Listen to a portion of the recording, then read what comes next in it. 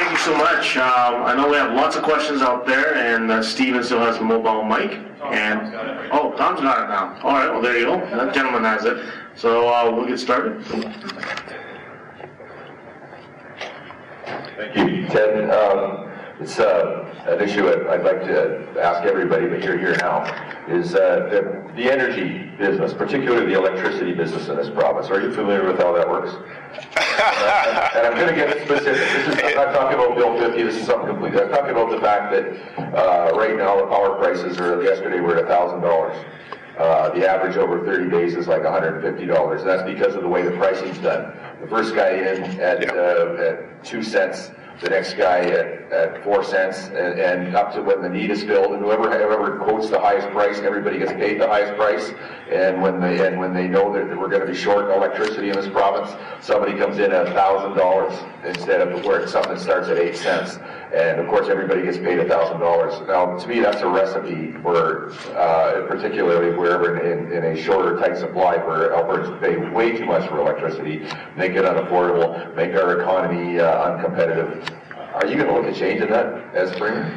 But this is the free market, our attempt to create a free market or competitive market in electrical generation back in the late 90s.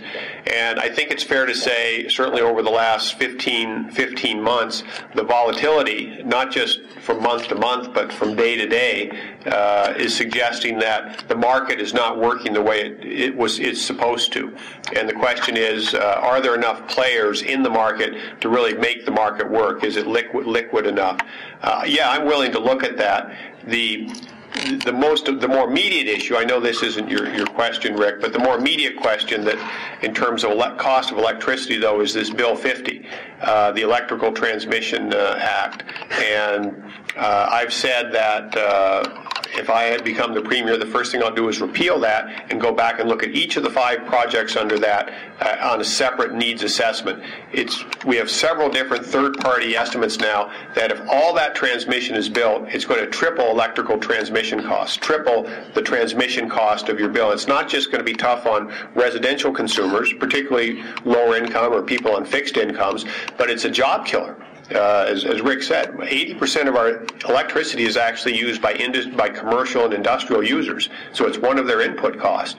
And I can say this now that I'm not in Cabinet, I fought Bill 50 in Cabinet, in caucus. Foothills Rocky View challenged it on the floor at a policy convention. I'm not a Johnny-come-lately to thinking this is a bad idea. It's been flawed from the start. The opportunity here to not have to build particularly these 2 big north-south lines from the coal-burning regions west of Edmonton down to Calgary, is that with the low price of gas now, and gas is going to stay low for a while, we can burn $4, $5, $6 gas for the next 15 or 20 years, not have to build the lines, the expense of the lines, not have the environmental and social disruption that comes with the line, and cut CO2 emissions in half when you switch from coal to gas, and not let the cost run up.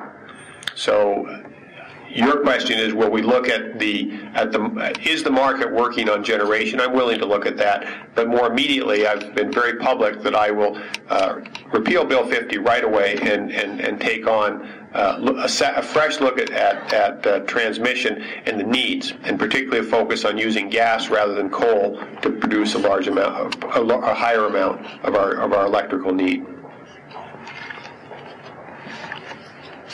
Good morning, Ted. Just as disclosure, I have known Ted since way back from the Reform days. However, I still have more questions for him, I always do. Mine's on accountability. And in the regular world, when people do something wrong at their work, they are told, there's the door, leave, you're fired. I have yet to see that with civil servants and or MLAs or people up in MLA positions. I'd like to find out what your viewpoint is and what you plan to do when we have civil servants, those who forget that the word is servant, when they do something wrong, or MLAs when they do something terribly wrong, Nothing ever seems to get done. They're always just studied. We're going to look at it. We hear pretty and nice words from politicians, but those people never get punished. And specifically, there's a case that happened recently where this young girl, 14 months old, was put into social service care, and things just dragged on, and she was killed by, I guess it was the boyfriend of the mother's. Social service as yet has never stepped up and said, oh, we're really responsible. It's just been called an unfortunate incident. It disgusts me. What are you going to do about having public servants and MLAs be accountable and get fired for a change? Okay, let me start with the MLAs. There has to be a sharp distinction here between disciplining MLAs who disagree with government policy as opposed to MLAs who violate the rules and norms of proper conduct of an MLA. In terms of the greater independence and autonomy of MLAs, I'm prepared to give my backbench independent MLA members more freedom to disagree with government policy and to represent their constituency when there's a key constituency interest at stake where they're caught between what the government wants to do and what their constituents want. I'm not going to punish or discipline MLAs who in that situation speak out and represent their constituents, okay? And I think we've done too much of that, and I want to go in the other direction. In terms of MLA misconduct, violating ethics rules or things like that, I would have very little patience for that.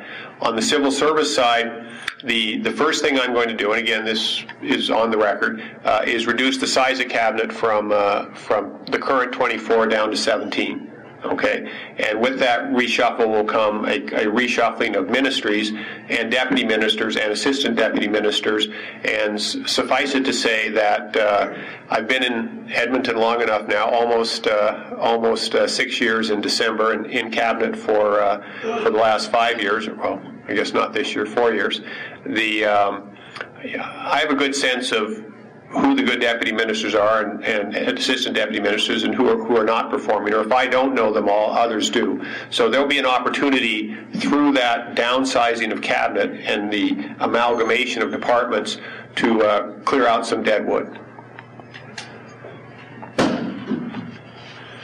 That needs clearing. Good morning, Ted, and once again, welcome to the hardest working riding of Calgary Northeast. Absolutely. Well, by sitting on the Natural Resources Committee for almost 3 years in Ottawa, the Conservatives were always blamed to be pro-oil sands and pro-Alberta economy, and we luckily took it. So we never regretted for that, and we, including our Prime Minister, his leadership, we understand the strength of Alberta economy, how important it is, not for Albertans only, but also for Canada and the other provinces, and we will keep on working on that. As a matter of fact, yesterday, speaking to the Chamber of Commerce, our Foreign Affairs Minister, John Baird, said, made a comment that if America has a choice on this Keystone XL pipeline, that if they don't want our oil, we have other countries lined up. So we are working out of North America, of course, and we are getting quite good success. At the same time, a couple of weeks ago, we got a letter from the Provincial Immigration Minister, Thomas Lukasik, talking about worker shortage in Alberta. So I did write him a letter and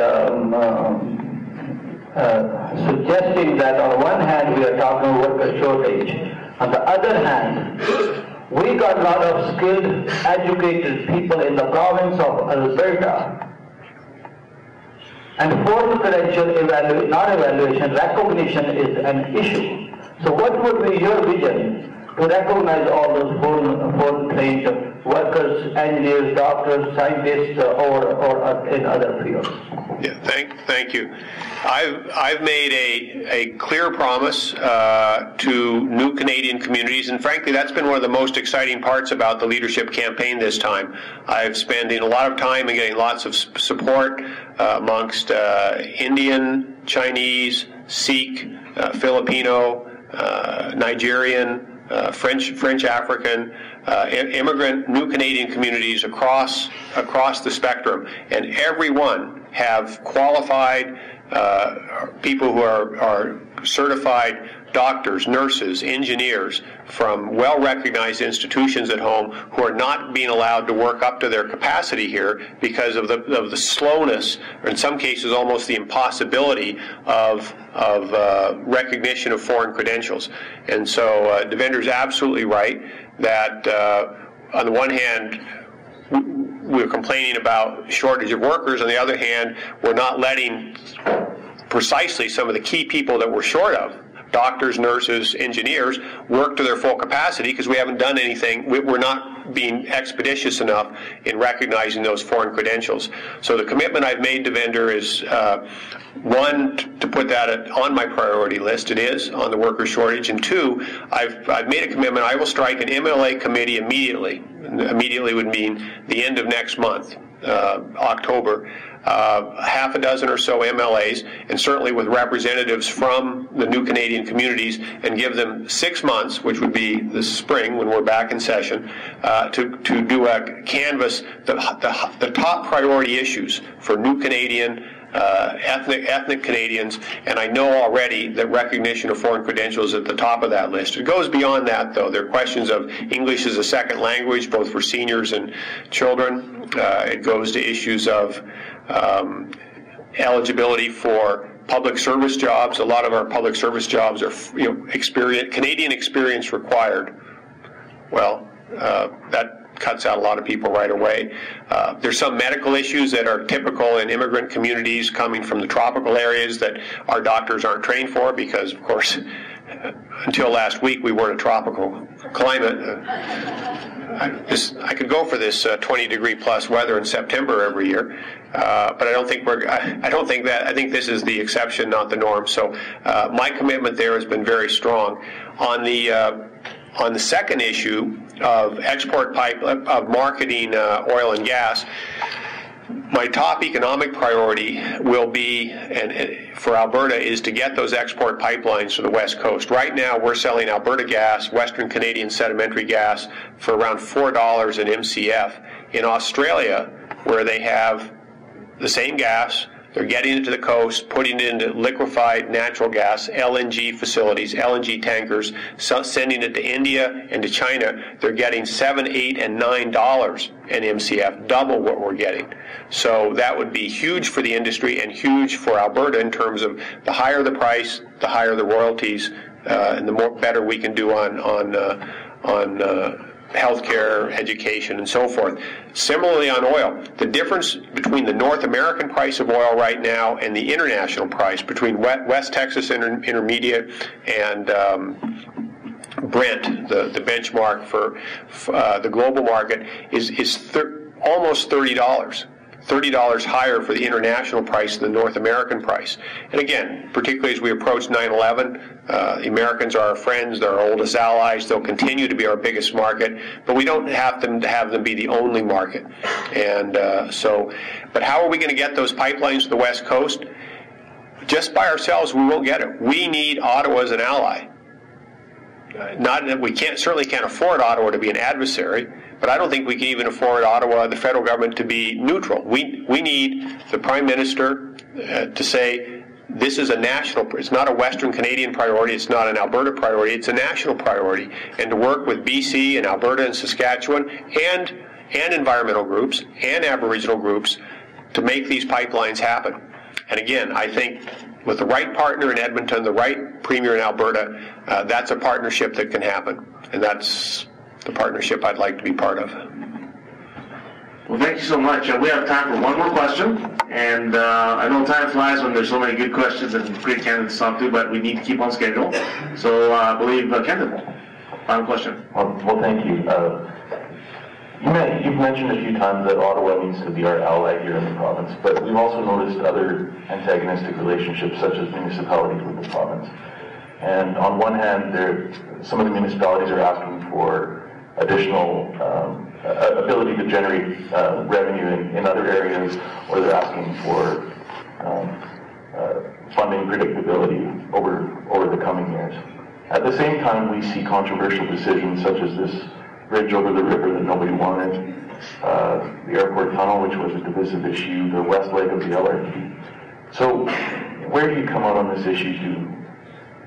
Should municipalities be given more flexibility in their funding and more guarantees of funding, or do they require more accountability? Actually, both. Again, as all conservatives, we think governments that are closer to the communities they serve should be more accountable and have a better sense of what's needed. So I think as small C conservatives, we have to stress the importance of municipal government. The key there, though, then is accountability. Now, I have committed publicly again to following through and honoring the commitment we've made on what's called MSI, Municipal Sustainability Initiative, an $11 billion commitment over 10 years to give municipalities the long-term stable funding that they need to look after capital improvements. And we're about halfway through that. While that's not a perfect formula, in general it's been good. It's been good for Calgary and Edmonton. It's been good for the medium-sized cities. It's actually been good across the board. There is a lack of accountability there, though, right? Because you have money going to Edmonton and then coming back, and it's not clear who's accountable. The desire, though, by municipalities to have more fundraising ability, particularly through different types of taxes, I'm going to be quite skeptical of, quite resistant to, because if the whole point of the Alberta Advantage is to keep Alberta a competitive place to invest and start businesses and work, if the provincial government pares back our taxes to create the Alberta Advantage, and then the municipalities kind of fill in the space that we vacate, then we've negated that Alberta Advantage. So I'm not saying MSI is the final solution, but we'll stick with that over the next 5 years. We'll finish that commitment, work closely with the municipalities to look at, first of all, what's called roles and responsibilities. I'm hoping the guy in the front row here is going to help me with this, Mr. McIver. Roles and responsibilities. What are the municipalities responsible for? What are we responsible for? And then fund it appropriately. What I will not do, and again, I think as federal conservatives and as Albertans, you'll remember this, we didn't exactly like it when the Liberals tried to do their budget cutting in the late 90s. They just downloaded all of their cost onto the provinces, right? That was wrong to do at the federal provincial level in the 90s, and I will not do that within the province of Alberta in the next decade. In other words, just download responsibilities without giving them the ability to pay for it. So we're going to need a dialogue and a discussion on roles and responsibilities, and then the ability to pay for those respective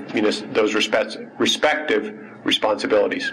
Thank you. Well, I know there's so many more questions, but if you do have interest, there are booths in the back. Maybe you can save the question because we do need to stay on schedule, and I appreciate your interest, but only one question.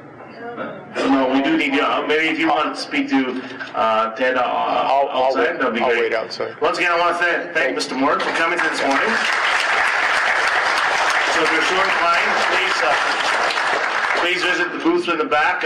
Take a moment to refresh your coffee and your pastries. There's plenty here, and we'll get started in just a few minutes with Mr. Orman.